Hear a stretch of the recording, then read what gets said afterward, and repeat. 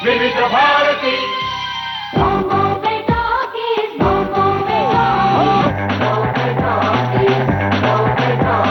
Silence, light, sound, camera, action.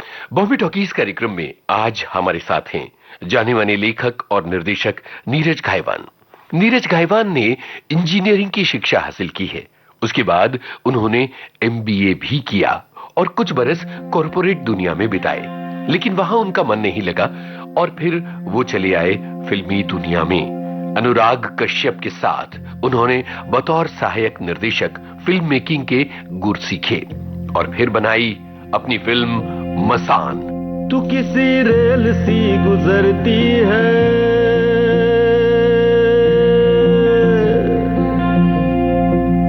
तू किसी rail सी गुजरती है, मैं किसी पुल सा थरथराता हूं।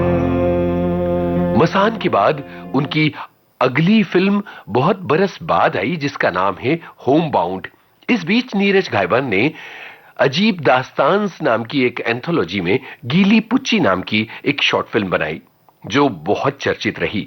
इसके अलावा उन्होंने सेक्रेड गेम्स 2 और मेड इन हेवेंस जैसी वेब सीरीज का निर्देशन भी किया है। नीरज घाइवान हमारे समय के सबसे चमकीले निर्देशकों में से एक हैं और उन्होंने देश और दुनिया में भारतीय सिनेमा का झंडा ऊंचा किया है। तो सुनते हैं नीरज घाइवान से अपने इस दोस्त यूनुस खान की बातचीत का पहला भाग।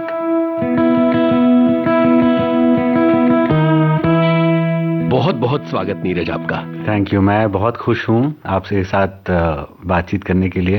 मैं आपको बता नहीं सकता हूँ, यहाँ विविध भारती के ऑफिस आते आते ऐसी अनुभूति हो रही थी कि मैं विविध भारती के ऑफिस नहीं बस अपने बचपन के घर लौट रहा हूँ। क्या बात है। किस तरह की यादें रही हैं आपकी विविध भारती के साथ, क्योंकि आपने कहा कि आप बचपन के घर लौट रहे हैं, तो मैं उन बचपन की यादों को दोहराना चाहता हूँ। जी, हम लोग हैदराबाद में पले बड़े। जब मैं छोटा था हम लोग एक बहुत ऐसी, जैसे होम बाउंड पिक्चर में जो घर दिखाते हैं वैसा ही कुछ घर था, कबेलियों वाला घर। और उसमें पापा जो थे गवर्नमेंट ऑफिसर थे, एग्रीकल्चर रिसर्च में, तो इसलिए हम लोग आउटस्कर्ट्स में रहते थे।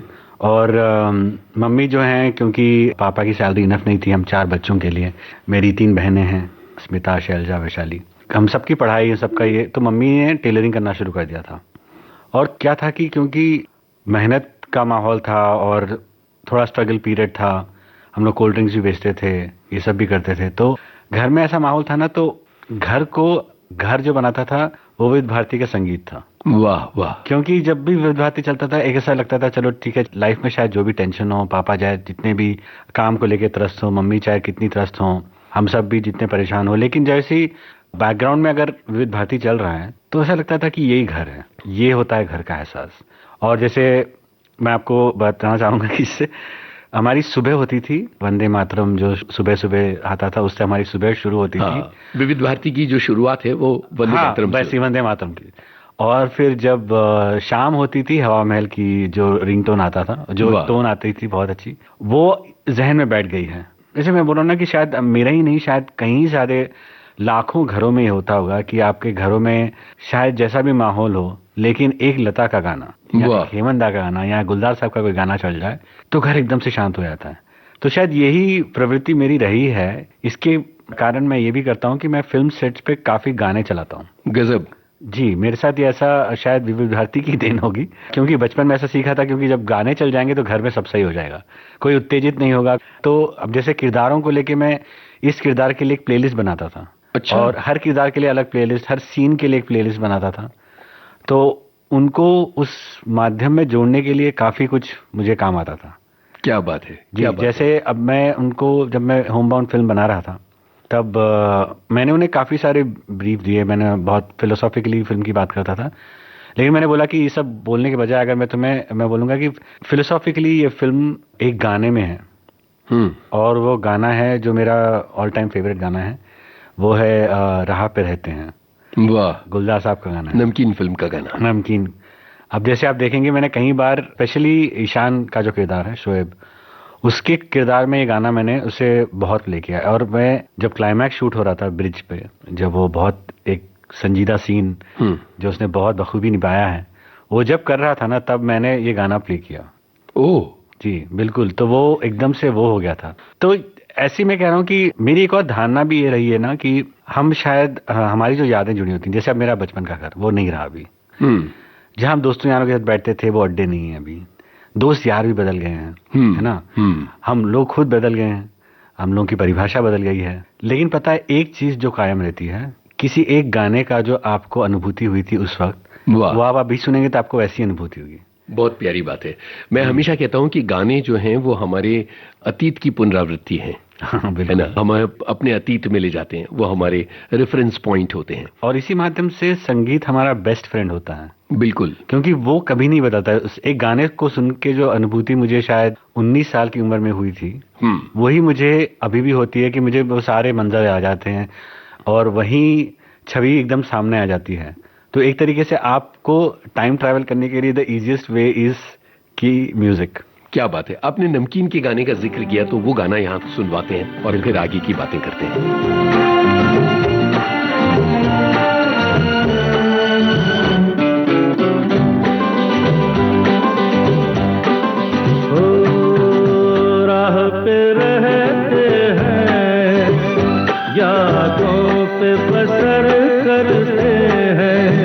खुश रहो अहले वतन, हो हम तो सफर करते हैं, राह पे रहते हैं, यादों पे बसर करते हैं। खुश रहो अहले वतन, हो हम तो सफर करते हैं।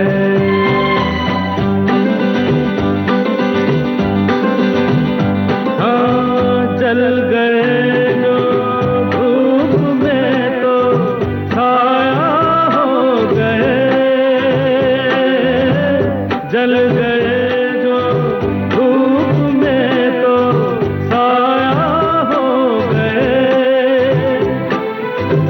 आसमां का कोई कोना थोड़ा सो गए, जो गुजर बस हो उस पे गुजर करते हैं, राह पे रहते हैं, यादों पे बसर करते हैं।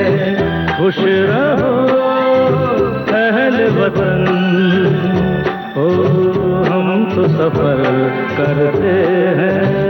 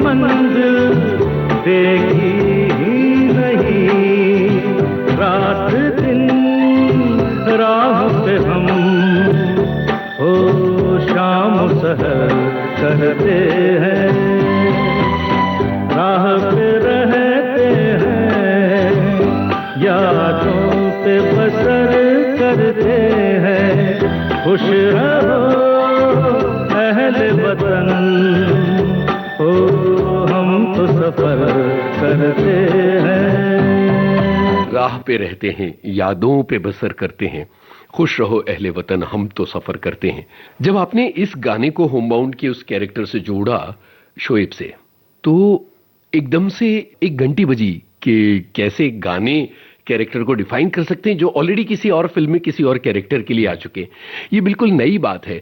होमबाउंड को लेकर आपने कुछ एक्टर्स से विविध भारती सुनने को कहा आपने। अभी थोड़ी देर पहले जब हम माइक पर आए, उससे पहले जो अनौपचारिक बातचीत हो रही थी, मुझे लगता है वो बातचीत यहाँ दोबारा की जाए ताकि श्रोताओं तक पहुंचे। देखिए, मुझे भाषा को लेके मैं बहुत इंपॉर्टेंस देता हूँ फिल्मों में। मेरी ये कोशिश रही थी कि जब हम लोग वर्कशॉप कर रहे थे, जब इन सब एक्टर्स को डायरेक्ट का, लैंग्वेज का, तो जब मैंने वर्कशॉप किया तो सबसे पहले तो मतलब जो सोशियो पॉलिटिकल अंडरस्टैंडिंग है, हमारी कंट्री में क्या है, हमारा इतिहास क्या है, वो सब देकर फिर भाषा को लेकर काफी सारी बातें हुई। फिर जैसे मैंने बोला कि आप लोगों को सच में भाषा का उच्चारण समझना है तो आपको विविध भारती सुननी होगी। अरे गजब।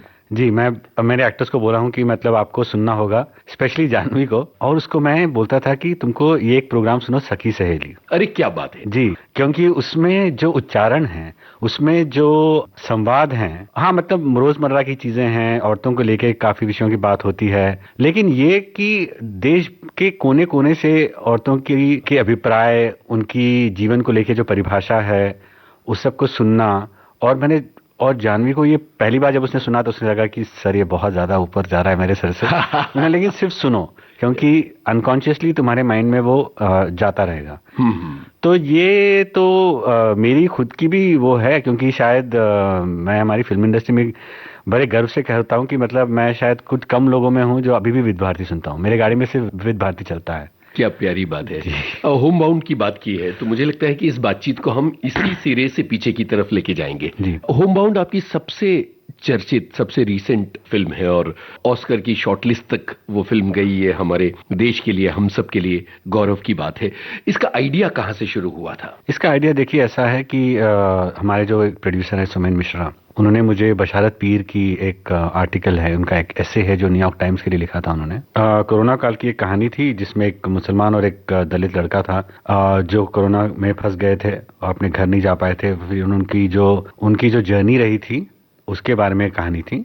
तो जब मैं पढ़ा था तो काफी झकझोर चुका था, मतलब मैं बहुत झकझोर गया था और मुझे ये समझ नहीं आ रहा था कि मतलब ऐसी घटना हुई है। फिर मैंने सोचा कि अगर इस पे कहानी बनानी जाए, इस पे फिल्म बनाई जाए, हम लोग कई सारी चीज़ों के बारे में बात कर सकते हैं।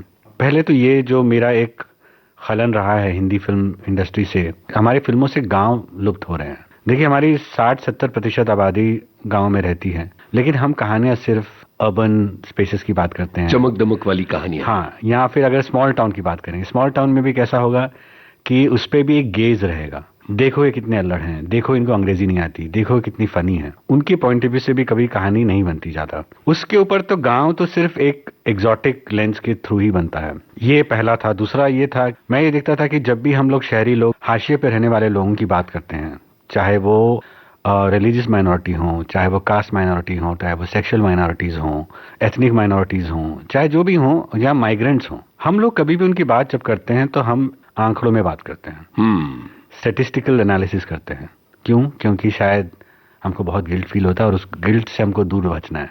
तो जब समूह में लोगों की बात होती है तब उन लोगों की आत्मीयता छिन जाती है, तब वो एक आंकड़ा बन जाते, इंसान नहीं रहते। तो मुझे ये था कि अगर हम 2 लोगों की कहानी बताए, 2 माइग्रेंट्स की कहानी बताए कि उनकी बैक स्टोरी की हुआ क्या, उनकी जीवन को अंदर से महसूस कर पाए कि वो लोग कहाँ रहते थे, क्या खाते थे, उनके परिवार कैसे थे, उनकी सपने क्या थे, क्या उनकी मंशा रही होगी, क्या उनको पसंद है, क्यों बिरयानी पे लड़ते होंगे, क्यों होली पे कैसा माहौल होता होगा, फिर वो सब छोड़ के वो लोग शहरों की तरफ क्यों रवाना होते हैं। ये एक बड़ा सवाल था जो मुझे बहुत अंदर से कचोटता था कि हम लोग देखते तो हैं कि बहुत सारे लोग शहरों में आते हैं, लेकिन क्या वजह रहती है जो हाशिए पर रहने वाले लोग, और ज्यादातर हमारे भारतवर्ष में एक रिपोर्ट है जिसमें हिसाब से, जो शायद ऑफिशियल नहीं है, लेकिन शायद कुछ 400-500 मिलियन इंटरनल माइग्रेंट्स हैं। ओके, जो छोटे शहरों या कस्बों से रोजगार की तलाश में निकलते हैं, और इसमें से ज्यादा 60-70% सिर्फ हाशिए पे रहने वाले लोगों की है।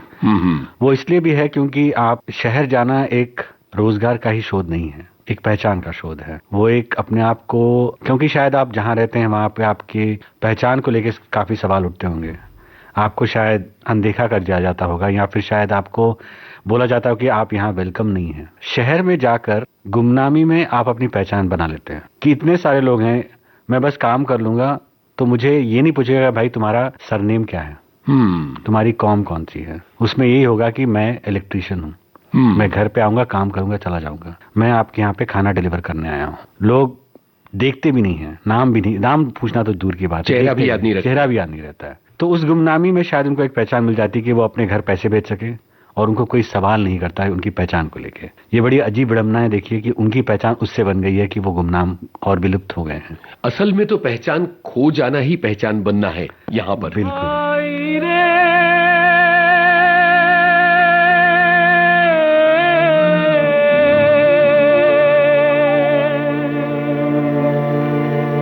गंगा और जमुना की तू गहरी है धार,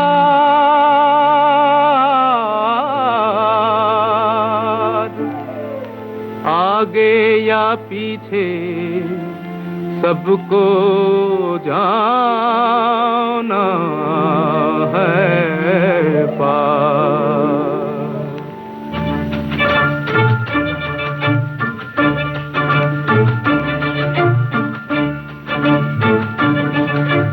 धरती कहे पुकार के, बीज बिछा ले प्यार के, मौसम बीता जाए, मौसम बीता जाए, मौसम बीता जाए, मौसम बीता जाए, मौसम बीता जाए, मौसम बीता जाए।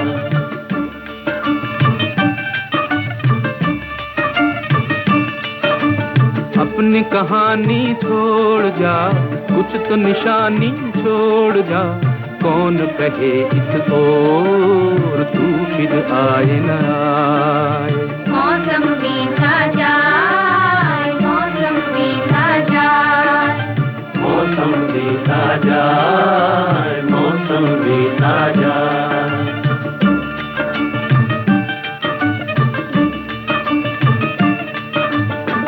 तेरी राह में कलियों ने नैना बिछाए, डाली डाली कोयल काली तेरे गीत गाए, तेरे गीत गाए।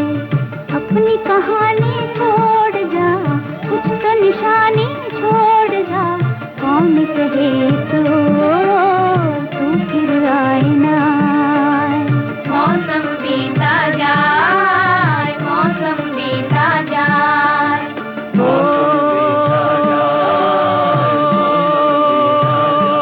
भाई रे,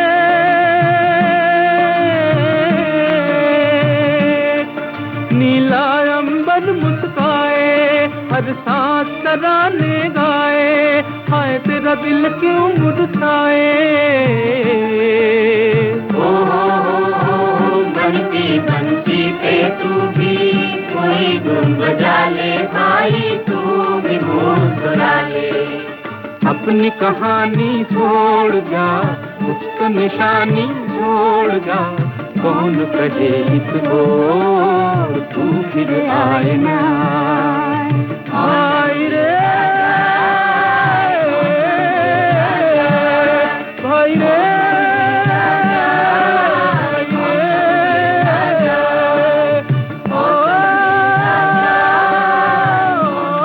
तो ये सब चीजों को लेके मुझे ये था कि अगर मैं इनकी कहानी बताऊं, तो मैंने सोचा कि इसमें मैं हमारे भारत की पृष्ठभूमि इस वक्त जैसी है उन चीजों के को लेके भी शायद मैं कुछ बातें कर पाऊं, और मैं जैसे हमारे युवा हैं उनके क्या अरमान हैं, हर एक मतलब एग्जाम को लेकर, रिक्रूटमेंट को लेकर उनकी जो इतनी जद्दोजहद है, और कैसे एग्जाम को लेकर मतलब इतनी भीड़ में लोग आ जाते हैं और बहुत कम वैकेंसीज हैं उसमें, वो लोग जब उनको नहीं मिलता है तो वो क्या क्या खो देते हैं। वो सिर्फ एक करियर नहीं खोते हैं, आपस में फैमिली में वो फैमिली भी सहती है, और पूरा ये सब चीजें जो है ना, हम लोग शायद किसी को पता ही नहीं है। जब मैं फिल्म बना रहा था ना, बहुत लोगों को लगता था कि ये इतने लोग जाते हैं एग्जाम के लिए, बहुत लोगों को पता ही नहीं था कि इतने मतलब पुलिस भर्ती के एग्जाम में इतने लोग जाते हैं, ट्रेनों की ट्रेन भर भर की जाती है। क्योंकि मैंने एक न्यूज रिपोर्ट देखी थी जिसमें मतलब लोकल जो गुड्स ट्रेन होती है उसके ऊपर अपने आप को बांध के लोग बैठ के गए हैं। ओहो। ये मैंने एक रिपोर्ट देखी थी। मैं वैसा करना चाहता था लेकिन मुझे परमिशन नहीं मिली, इसलिए हमने वो ट्रेन के अंदर ही शूट किया।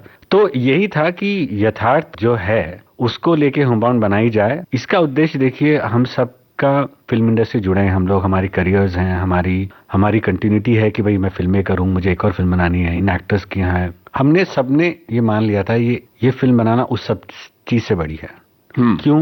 क्योंकि इससे लाखों शोएब जुड़े हैं देश के, लाखों चंदन जुड़े हैं, लाखों सुधा जुड़े हैं, लाखों अम्मा जुड़ी हैं, लाखों वैशाली जुड़ी है, और इन सब की कहानी है। और हमारी ये एक रिस्पॉन्सिबिलिटी है क्यूमुलेटिव, कि हम इनको दिखाएंगे इनकी कहानी, तो इसको एक जस्टिस होना चाहिए, ना कि एक एग्जॉटिक गेज से देखा जाए या एक ऐसी गेज से देखा जाए जो उनको एक्सटर्नलाइज करता हो। तो होमबाउंड बनाने में मेरी पूरी कोशिश यही रही कि उनकी न सिर्फ जो एक्चुअली जो 2 लड़के हैं, उनका नाम है मोहम्मद सैयब और अमृत, तो उनके गांव में गया, उनसे मिला हूँ, काफी वो अलग एक कहानी है पूरी। लेकिन मुझे वही लगा कि तो हम लोगों ने जब किया, कई सारे गाँव घूमे और वहाँ कई सारे ऐसे लोगों से मिले जो पुलिस भर्ती में जाने वाले थे, तो मैं अपने दोनों एक्टर्स को भी ले गया।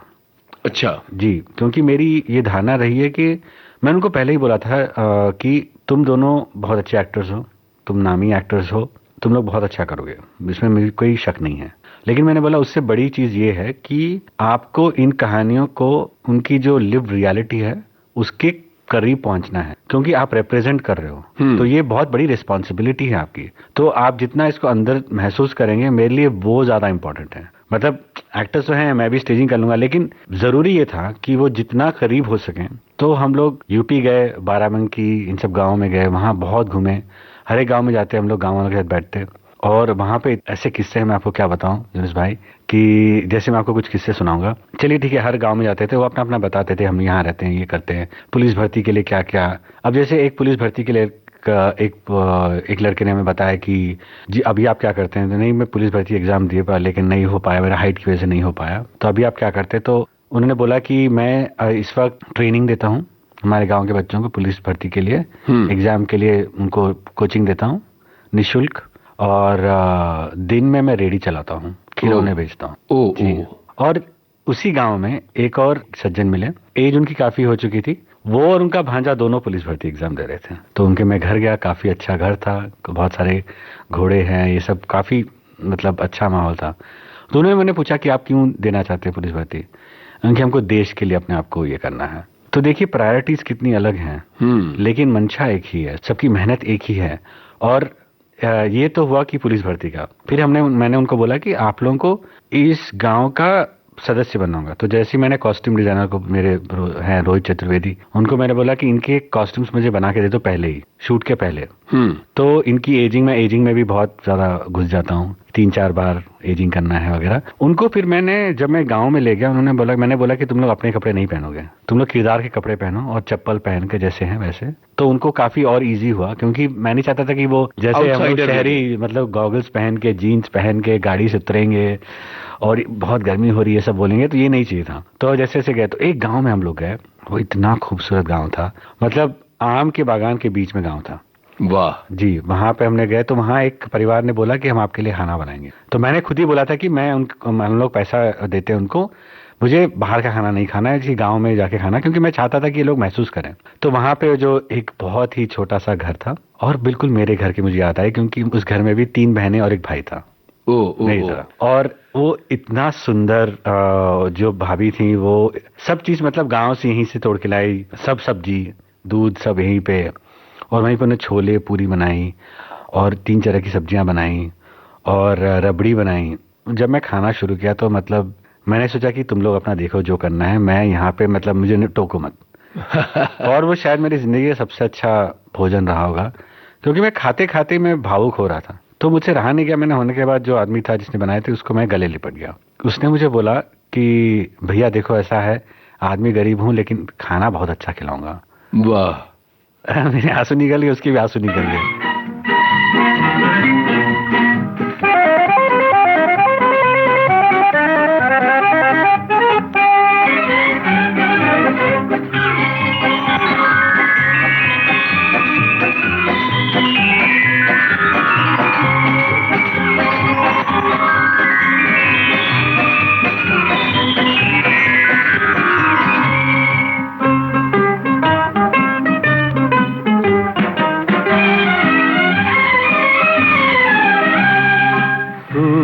जरा आ पास आ, आज सपनों की रोटी पकाएंगे हम। है आसमां तू बड़ा मेहरबान, आज तुझको भी दावत खिलाएंगे हम। सूरज जरा आ पास आ, आज सपनों की रोटी पकाएंगे हम। है आसमां तू बड़ा मेहरबां, आज तुझको भी दावत खिलाएंगे हम। सूरज जरा आ पास आ।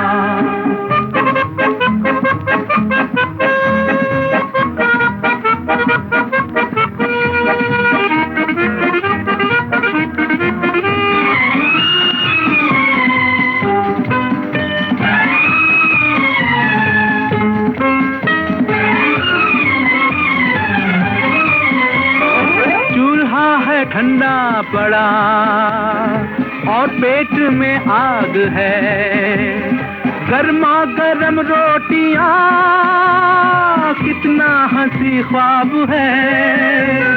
चूल्हा है ठंडा पड़ा और पेट में आग है, गर्मा गर्म रोटियां कितना हंसी ख्वाब है।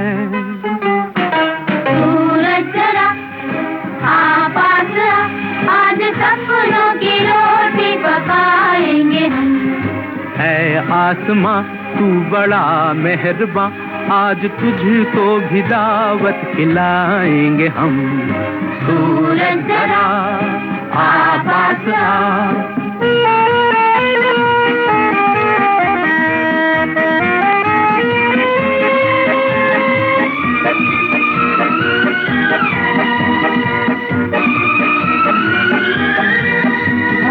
आलू टमाटर का साग, इमली की चटनी बने, रोटी करारी सिके, घी उस पे असली लगे। आलू टमाटर का साग हा, इमली की चटनी बने, ओए हुई, रोटी करारी सिके, घी उस पे असली लगे। सूरज जरा आ पास आ, आज सपनों की रोटी पकाएंगे हम। है आसमां तू बड़ा मेहरबां, आज तुझको भी दावत खिलाएंगे हम। सूरज जरा आ पास आ।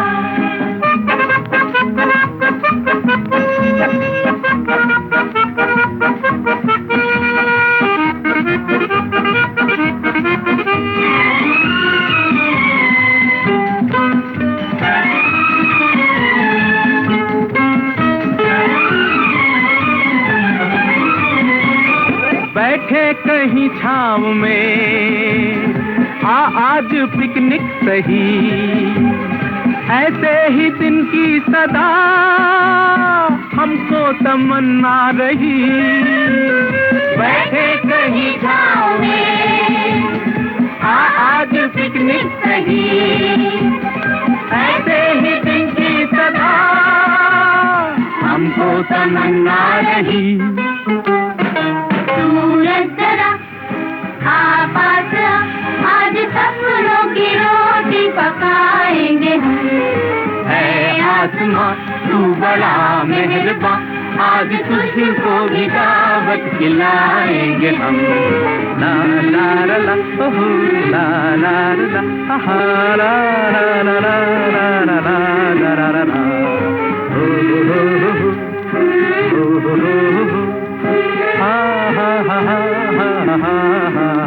वो एक्सपीरियंस था ना, वो इसमें ऐसा लगता था कि मेरा फिल्म बनाना, हम लोगों का यहाँ आना, ये सब कितना बेमानी इस खूबसूरती के सामने।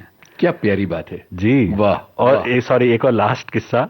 फिर मैंने उनको बोला कि तुम इस घर में रहो, मतलब नीचे बैठो, इस झोपड़ी में मतलब रहो, महसूस करो। विशाल ने भी, ईशान ने भी, दोनों ने ऐसे किया कि वो लोग स्क्रिप्ट भी वहीं पढ़ते थे। फिर मैंने फाइनली उनको नरेशन दिया एक मज़ार में। अच्छा जी, पेड़ के नीचे। मैंने बोला कि मैं मज़ार में तुमको नरेशन दूंगा पेड़ के नीचे।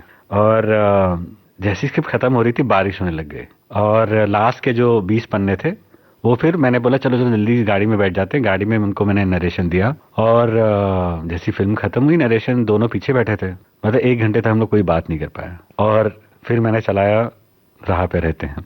क्या बात है, क्या बात है। तब थोड़ा दोनों रोए और थोड़ा माहौल वो हो। राह पे रहते हैं, यारों पे बसर करते हैं, खुश रहो अहल वतन, ओ हम तो सफर करते हैं। इतने सारे अनुभवों का पिटारा जो है वो इस फिल्म की तैयारी से और इस फिल्म के एक्सपीरियंस से जुड़ा हुआ है जी। ये बड़ा महत्वपूर्ण है कि एक फिल्मकार को कितनी चीजों की खोज करनी पड़ती है और कितनी चीजों को अपने साथ लेकर चलना पड़ता है। होम बाउंड लिखने में कितना वक्त लगा था और ये पूरी यात्रा कितनी तकलीफ दे रही थी? थैंक यू, आपने ये सवाल मुझसे पूछा, क्योंकि मैं आपको सच बताऊं तो होम बाउंड लिखना डायरेक्ट करने से कहीं ज्यादा मुश्किल था। क्योंकि मुझे ये पता है हम मिले थे तब जी। सेकंड ड्राफ्ट चल रहा था जी। पहला ड्राफ्ट आपने छोड़ दिया था पूरी तरह से क्योंकि आप पूरी तरह असंतुष्ट थे। जी हाँ, एक चीज है, अपने आप को मैं बहुत ज्यादा क्रिटिक करता हूँ। मतलब मैं गुड क्वालिटी की तरह नहीं बोल रहा हूँ, क्योंकि मैं ज्यादा ही क्रिटिक करता हूँ। 3 साल मुझे लगे लिखने के लिए। बाप रे। क्योंकि एक तो मैं सबसे पहली बार खुद अकेले लिख रहा था, और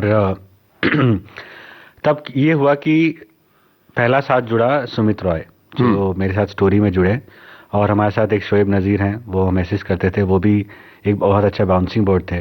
उनके साथ लिखना शुरू किया। तो फिर मैंने ये सोचा कि देखिए, क्योंकि मुझे शोएब की ज़रूरत भी थी और बशारत की ज़रूरत भी थी, क्योंकि जैसे मैंने आपको बोला कि मैं एक हिंदू है और एक मुसलमान है, तो मैं ये चाहता था कि हम लोग उनकी रियलिटी इमेजिन नहीं करें, कोई किताब पढ़ के उसका संदर्भ न लाएं। ये था कि उनकी जो उनका यथार्थ उन्हीं की ज़बानी। तो इसीलिए जैसे मैं शोएब से मैं हर बार पूछता था कि क्योंकि मैं मुसलमान नहीं हूँ, मेरी आत्मीयता, मेरी हमदर्दी है, लेकिन इसका मतलब ये नहीं कि मैं सही रहूँगा। तो पॉइंट ऑफ व्यू बहुत ज़रूरी था। तो बशारत का पॉइंट ऑफ व्यू और शोएब का पॉइंट ऑफ व्यू, शोएब नज़ीर उसका नाम कोइंसिडेंटली उसी को देखे मैंने शायद नाम शोएब डाल दिया।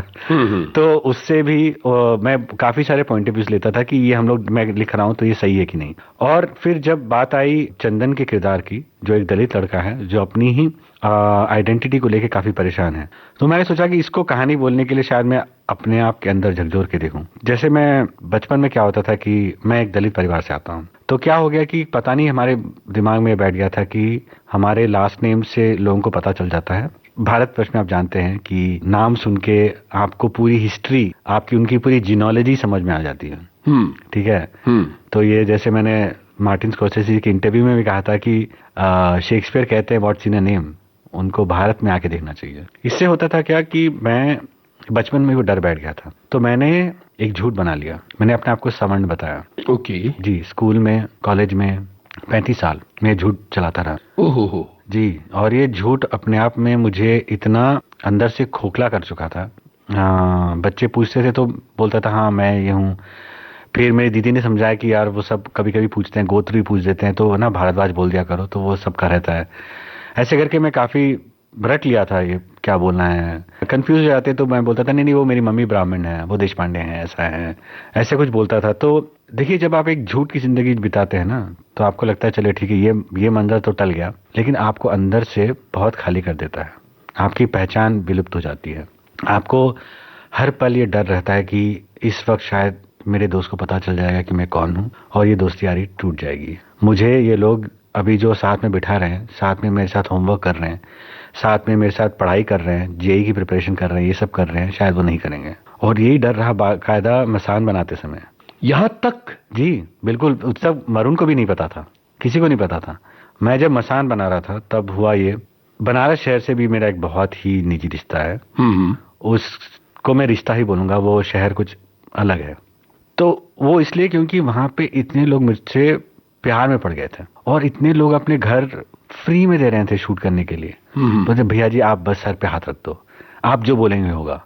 मतलब इतना था कि मैं आपको बताऊँ, अजीब सा किस्सा बताऊंगा। बनारस में हमारे साथ जो जुड़े थे, कुछ पत्रकार थे, कुछ ये थे, उत्पल पाठक और अभय त्रिपाठी, सब कुछ लोग थे, वो सब हमसे जुड़े।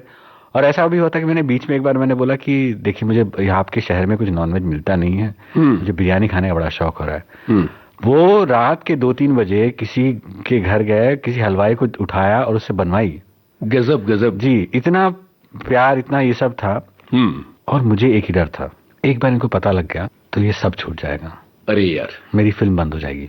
मतलब ये इतना लंबा चलता रहा है? जी, मैं इस डर से मसान मैं कैसे बनाया मुझे पता है, क्योंकि मैं बनारस में इतने महीने साल बिताया हूँ और मुझे हर वक्त लगता था कि पता नहीं किस वक्त किसको पता चल जाए, किसको पता चल जाए, और ये डर इतना सताता था मुझे। खैर कुछ 3-4 साल मसान के बाद एक ट्विटर के आर्ग्यूमेंट की वजह से मैंने पब्लिकली बताया कि मैं किस कैटेगरी से आता हूँ। तो ये जो मेरे अंदर जो कश्मकश चलती थी, ये अंदर जो मेरे ज्वाला जैसा एक महसूस होता था ना कि बोल भी नहीं पा रहे हैं और अंदर अपने आप से भी झूठ बोल रहे हैं और दूसरों से भी झूठ बोल रहे हैं, तो इसकी वजह से क्या होता है कि एक अंदर में आप एक इनसिक्योर सेल्फ बन जाते हो। और आपको अपने आप को, जो मैं कह रहा था ना कि मैं अपने आप को बहुत क्रिटिक करता हूँ, शायद इसी वजह से करता हूँ। तो ये मैंने सोचा कि, लेकिन ये पहले की बात है, इसमें मैं कोई विक्टिमहुड नहीं देख रहा हूँ। मैं ये देख रहा हूँ कि मैं अपने आप को बहुत वहां से कहीं आगे ले आया हूँ और मैं बहुत इस वक्त खुश हूँ और अपने आप पे बहुत गर्व करता हूँ कि मैं इस मकाम तक पहुंचा हूँ। तो ये था कि जो बीत गया है उसको मैं शायद पर्दे पे डाल दूंगा तो शायद वो डर मुझे कभी कचोटेगा नहीं। क्या प्यारी बात है। यही काम राइटर्स करते हैं जी, जो इसीलिए मैंने वो सब चंदन के किरदार में डाला। यस। और सुधा के किरदार में भी वही डाला कि जो आयरनी होती है कि मतलब पहली बार हमने शायद ऐसा देखा होगा कि एक जोड़े का प्यार टूटता है एजुकेशन की वजह से। और ये है हमारे समाज में एजुकेशन को लेके बहुत ज्यादा इंपॉर्टेंस है। तो ये सारी चीजें जो बचपन की यादें हैं, और मतलब ऐसा नहीं कि ये जो आपको सब मैं बता रहा हूँ जो सैड इवेंट्स हैं, काफी सारे अच्छे इवेंट्स भी हैं जो मैंने फिल्म में डाली हैं। अब जैसे मैं हैदराबाद के पुराने हैदराबाद में रहता था, तो मुसलमान इलाका था मेरा पूरा, तो मैं छत पे रमजान ईद के टाइम पे छत पे बैठता था और कॉपी में लिखता था कि कौन सी आंटी ने क्या क्या भेजा है। वाह वाह वाह जी, कि ये आंटी ने सिर्फ शीरखुरमा भेजा है तो इनको सिर्फ चकली जाएगी दिवाली पे। अरे बाप रे जी, अगर इन्होंने बिरयानी भेजी है तो भाई इनको सब कुछ जाएगा। ठीक है, तो ऐसा होता था। तो और सबके आते थे, सबके टेस्ट करते। मैं सुबह से टेरेस पे तैनात था, किसी घर से आ रहा है, देखता था कौन आ रहा है कौन नहीं। और बिरयानी को लेके बहुत ज्यादा, हम लोग हैदराबादी हैं तो आप जानते हैं कैसा। बिल्कुल बिल्कुल। हमारे पड़ोस में जो मेरा बेस्ट फ्रेंड था, अस्कर नाम था उसका। तो अस्कर और मैं ऐसे ही जैसे शोएब और चंदन ने बहुत घूमते थे, बहुत ये वो। और अस्कर की मम्मी का नाम शहनाज था, इसीलिए मैंने फिल्म में भी नाम, और एक और ईशान को लेके भी एक कहानी है वो। खैर, तो ये शहनाज खाला थी, उनके यहाँ सबसे अच्छी बिरयानी बनी थी जो मेरे एकदम पड़ोस में। तो एक रमजान के टाइम पे वो बहुत देर हो गई और मैं मतलब सुबह ब्रेकफास्ट भी नहीं करता था, तो मैं वेट कर रहा हूँ उनकी बिरयानी खाऊंगा। पहले 2-3 बज गए, आई नहीं, और मुझे इतना हो रहा था कि अभी तक आई नहीं, तो मैं उसे रहा नहीं गया। तो मैं वापस छत पे गया और छत पे से उनकी छत पे छलांग मारी और उनके घर के अंदर घुस गया। और घर पे ताला लगा था, तो मतलब मैंने सोचा कि बाहर गए नमाज पढ़ने, और मैं उनके भगोने के अंदर से ही खाने लग गया। तभी आंटी आई, मुझे बेटा बता देते, हम भेज देते घर पे, हम लोग बाहर गए थे। तो मुझे इतनी शर्म आई, इतनी शर्म आई अपने आप पे, मैं कुछ न बोलते हुए बस भागा वहां से। तो ऐसे किस्से हैं काफी कुछ जो हैं जो फिल्म में, मैं बताऊं, जैसे फिल्में बनाते हैं ना, कभी कभी आपका बचपन, जैसे आप बचपन की बात कर रहे थे हम लोग, जैसे विविध भारती को लेकर इतनी कहानियां जुड़ी हैं, उसी तरह कैसे कि कुछ अंश छूट जाते हैं जो आपको, मुझे ना जैसे फिल्म होमबाउंड में बनाने के बाद मैं शायद कहाँ कैन पेरिस में या बाहर कहीं उस स्क्रीनिंग में मुझे याद लगा, महसूस हुआ कि एक जो छवि है कि वो घर बनाने का, हमारे में भी हमारा कच्चा घर था वही, जैसे तो पक्का घर बनाने की जो जद्दोजहद है वो पूरे भारतवर्ष को पता है कितना, और वो जो तमन्ना वो सपना जो कितना बड़ा रहता है। तो हमारा जब फाइनली घर बनाना, तो इतना हम लोग खुश थे बच्चे कि हम लोग जाते थे तो पापा जो है पाइप लेके स्लैब पे पानी डालते थे। बिल्कुल। तो हम लोग का झगड़ा होता था, आज मैं पानी डालूंगा ना। तो जब मैं जाता था ना, तब मैं जाता था छत पे देखता था, तो पापा सनलाइट आती थी तो उनकी सिर्फ सिल्हूएट दिखती थी, तो वो पानी डाल रहे, तो वो मुझे छवि यो छप गई थी। तो फिल्म में एक ऐसी ही छवि है। यस। और मैं तब रियलाइज किया कि ये छवि मैंने कहां से कैसे हुई। तो फिर मुझे एकदम से याद आया कि हाँ, बचपन में पापा की ही छवि रहती थी। तो आप देख रहे हैं कैसे हमारा सबकॉन्शियस में जो बचपन छिपा होता है वो कभी कभी सिनेमा में निकल जाता है और आपको पता भी नहीं चलता है। क्या प्यारी बात है, क्या प्यारी बात है। यहाँ एक गाने की जगह बनाते हैं, फिर आगे की बात करते हैं, क्योंकि इतने सारे नॉस्टैल्जिया और पुराने दिनों की बात हो रही है। कौन सा गाना आपके जहन में आता है? एक गाना जो मेरी दीदी को बहुत पसंद आता है, स्मिता दीदी को, और वो भी शायद विविध भारती पे सुना था, तो ज्योति कलश छलके। क्या बात है, क्या बात है। भाभी की चूड़ियां फिल्म का ये गाना है, पंडित नरेंद्र शर्मा की बोल और सुधीर फड़के का संगीत। सुनते हैं ये गाना।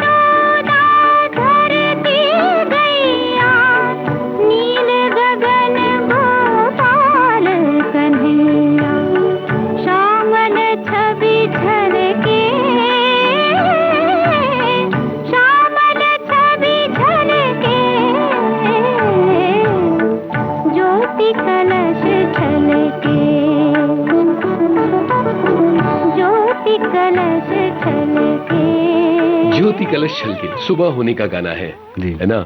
और सुंदर बात ये गाना कहता है। और आपकी फिल्म भी एक तरह से उम्मीद की एक सुबह लेकर आती है। होम बाउंड के लिखने से जुड़ी हुई बातें हो रही हैं, इन्हीं बातों को आगे बढ़ाते हैं।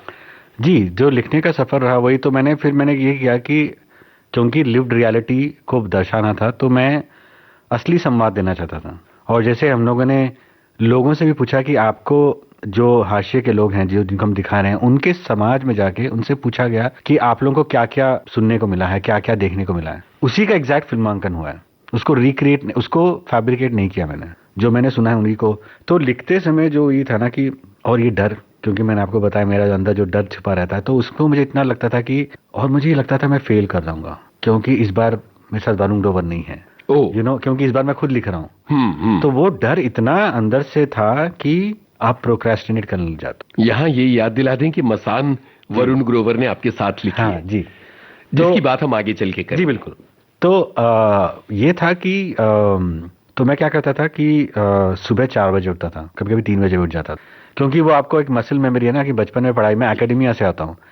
तो सुबह उठने की आदत है। मम्मी 1 बजे 2 बजे भी उठाती थी कभी कभी, और सुबह हम लोग पढ़ाई करते थे। तो मुझे वो याद है, तो मैं भी ऐसे करता था। सुबह 4 बजे उठ रहा हूँ और मैं ब्लैंक स्क्रीन पे देख रहा हूँ और मुझे कुछ नहीं आ रहा है। मैं कभी अपनी बिल्लियों के साथ खेल रहा हूँ तो कभी रीलें देख रहा हूँ। इसलिए नहीं क्योंकि मैं लेजी हूँ, प्रोक्रेस्टिनेट आप इसलिए करते हैं क्योंकि आपको फेलियर का डर होता है। और इसी डर के बारे में लिख ही नहीं पा रहा था, तो मैंने एक अजीब सा एक कोशिश की कि फिर मैंने म्यूजिक, जिस सीन को लिखता था उसके अनुकूल एक म्यूजिक प्लेलिस्ट रखता था। वाह वाह। जी, मोस्टली बैकग्राउंड म्यूजिक रखता था क्योंकि गाना ही सुनते तो फिर वो एक अलग, फिर उसको मैं रोक के फिर गाना सुनता था। तो ये सुनने के बाद क्या होता था कि फिर ये एक और फिर मैंने एक चीज किया कि फिर मैं जाता था ऑफिस, धर्मा के ऑफिस। 4 बजे उठाऊं तो थोड़ा सा जिम गया, फिर बाद में 6:30 को निकलता था, 7 बजे ऑफिस पहुंचता था। सुबह सुबह? जी, धर्मा के ऑफिस। फिर 7 से लेके 12:30 तक मैं लिखता था ऑफिस में बैठ के? जी, क्योंकि मैं कॉर्पोरेट बैकग्राउंड रहा है मेरा। तो मैं 7 साल कॉर्पोरेट नौकरी किया हूँ, तो मुझे वो एक मसल मेमोरी थी कि मैं देखता था कि चलो ऐसे करके देखते हैं ताकि मैं अपने आप को डिसिप्लिन में ला सकूं। तो मैं कैबिन में बैठता था, कोई नहीं आता था ऑफिस में, कोई एक नहीं था, और गाने लगा के मैं लिखता था, तब मैं लिख पाया।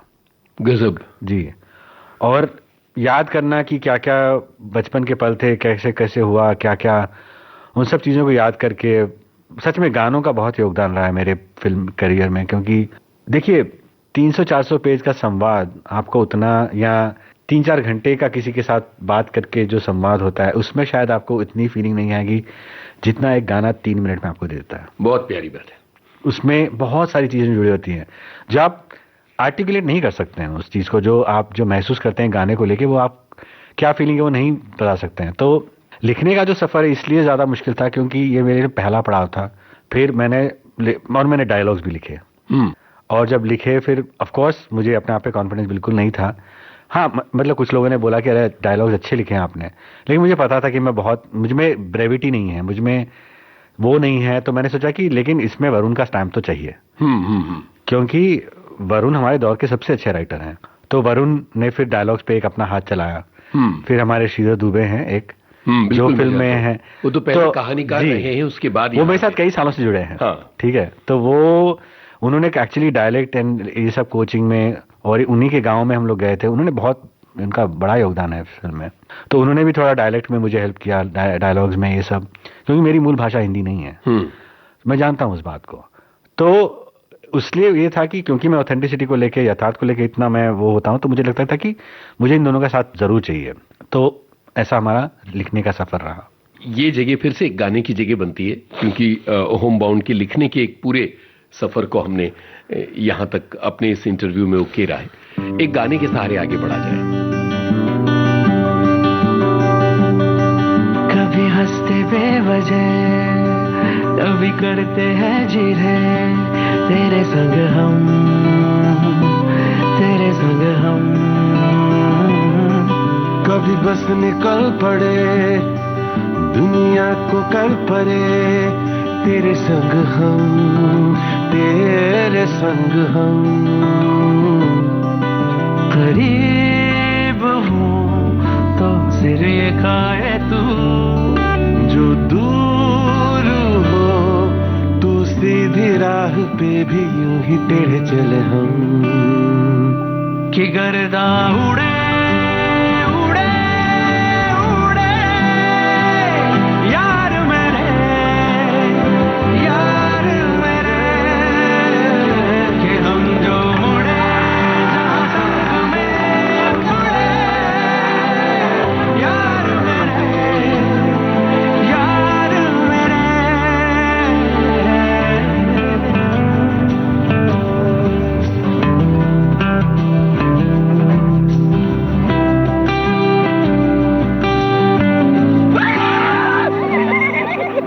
जैसे तैसे आए हैं,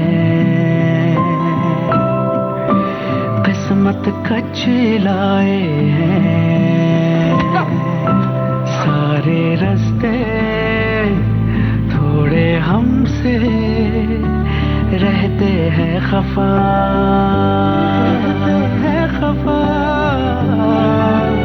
हमने पर इस यारी में ऐसे जादू पाए हैं, बिगड़ी सारी बात खुद से बनती हर दफा।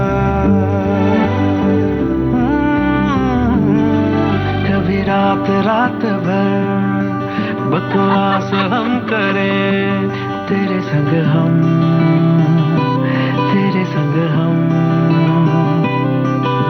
करीब हो तो सिर ये खाए तू, जो दूर हो तो सीधी राह पे भी यूं ही तेरे चले हम। कि गर्दा उड़े उड़े उड़े यार मेरे, यार मेरे, हम जो मुड़े जहाँ संग में मुड़े, यार मेरे, यार मेरे। देखिए, लिखने के मामले में मैं गुलजार साहब को बहुत मानता हूँ, और अपना काफ़ी कुछ फिल्मी करियर, अपने आप का भी एक अंश मैं उनके न सिर्फ गानों में, उनकी मूवीज़ में मैं देखता हूँ। जैसे आपको बताऊँ, इस फिल्म में जो सुधा का किरदार है वो इजाज़त की सुधा को एक ट्रिब्यूट है। क्या प्यारी बात है, वाह वाह वाह वाह। और इसमें जो चंदन नाम दिया है मैंने, वो भी एक, वो गुलजार साहब की एक लाइनें हैं, चंदन चला गया हाथी के लिए, तो वहाँ से वो चंदन आया है। तो उनका एक गाने का एक लाइन है, मुझे बहुत पसंद आती है उसका, मीलों से दिन छुड़ाए सालों से रात लेके चले। हमने होम बाउंड की बात की, और होम बाउंड की बात इसकी कामयाबी की बात किए बिना अधूरी है। होम बाउंड का जब कान में प्रदर्शन किया गया तो 9 मिनट का स्टैंडिंग ओवेशन मिलता है। मसान को भी इतना ही मिलता है। जब हमारी फोन पर एक इंटरव्यू किया था हमने विविध भारती के लिए, ये किस तरह का अनुभव था? मसान की बात तो आगे करेंगे, होम बाउंड दिखाई गई और उसके बाद जो रिएक्शन आती है 9 मिनट की, जिसकी सुर्खियां बनती हैं। देखिए, उस टाइम पे ना अंदरूनी जो मेरे अंदर चल रहा था वो ये था कि इतने 4 साल लग गए फिल्म को बनाने के लिए, और फिर फाइनली उस मकाम पे था जिसमें ये पब्लिक स्क्रीनिंग हो रही है। ये जो अंदर से अपने आप के साथ जो शोध चल रहा था, अपने आप को पर्दे पे डालना, इस कहानी में पिरोना, अपनी शर्म को कहानी में रखना, वो मेरे लिए बहुत अंदर से एक बहुत बड़ी बात थी।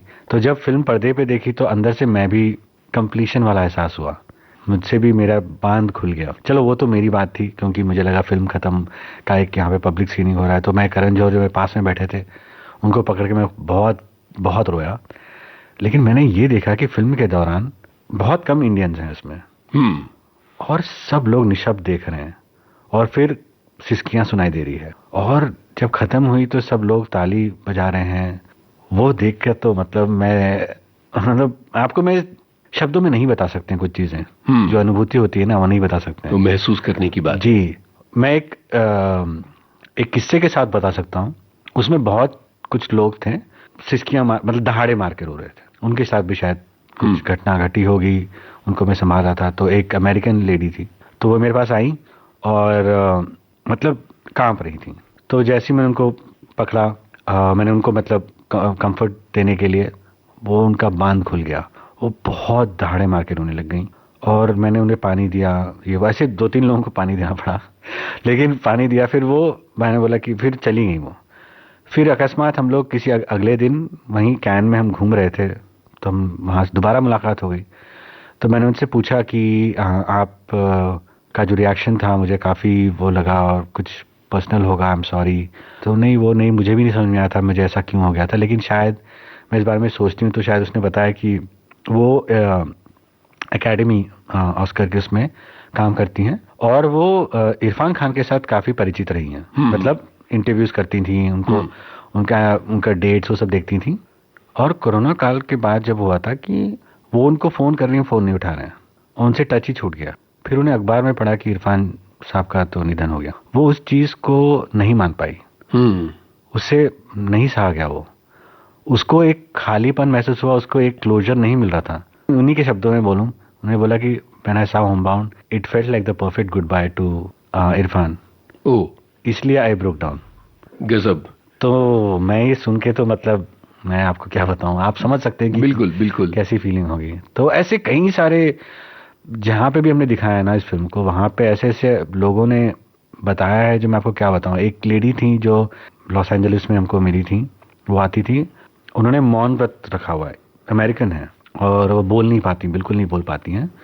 वो डायरी में लिख के बोलती हैं किसी को, और अपने उनके साथ एक सपोर्ट डॉग लेके आती हैं, एक कुत्ते को ले आई हैं। और वो जब भी हमारी सीनिंग होती थी वो आती थी, वो ये फिल्म के साथ इतना जुड़ गई थी। फिर वो बोलती थी मैं प्रे भी करती हूँ तुम लोगों के लिए। वो इतना जुड़ गई थी कि वो हम लोग नहीं बुलाते थे फिर भी आती थी, पता लगता था उसके आ रहे थे, मुझे फिर से देखना है, मुझे फिर ये देखना है कि सब लोग को समझ में आ रहा है कि नहीं, मैं और लोगों को समझाऊंगी। गजब। अजीब से वाकये हुए हैं, मतलब उसमें बोलने लग जाऊं तो बहुत टाइम लग जाएगा।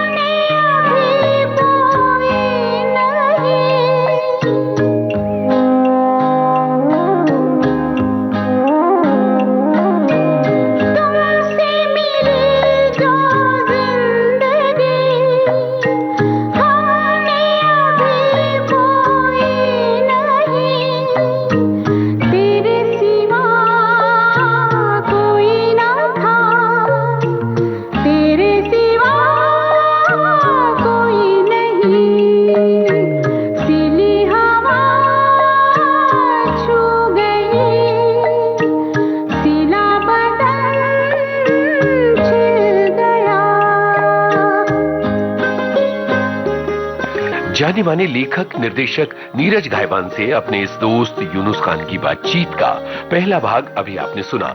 रिकॉर्डिंग इंजीनियर भावना सिंदल, संपादन रीमा जोशी, प्रस्तुति जुबैर खान। इस कार्यक्रम का अगला भाग आप सुनेंगे बॉम्बे टॉकीज इस कार्यक्रम में अगले हफ्ते।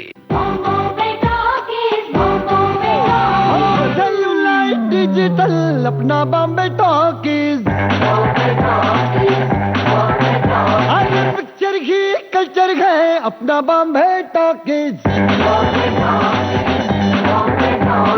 रॉकिंग है रोलिंग है अपना बॉम्बे टॉकीज। सुपर है डुपर है अपना बॉम्बे टॉकीज।